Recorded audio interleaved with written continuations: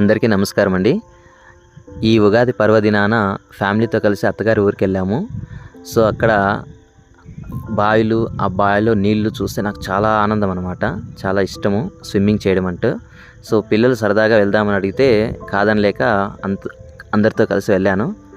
So ఈ విధంగా నా పిల్లలతో కలిసి ఈత కొట్టడం చాలా సరదా అనిపించింది. సో ఆ ఆనంద క్షణాలను మీతో కూడా పంచుకోవాలనుకొని ఇలా వీడియో షేర్ చేశాను. మీకు నచ్చితే కనుక లైక్ చేయండి. Okay, thank you. సో ఇక్కడ చూడండి, మా బాబుని ఎత్తుకొని స్విమ్మింగ్ చేయడం జరిగింది. చాలా సరదాగా అనిపించింది నాకు. First time actually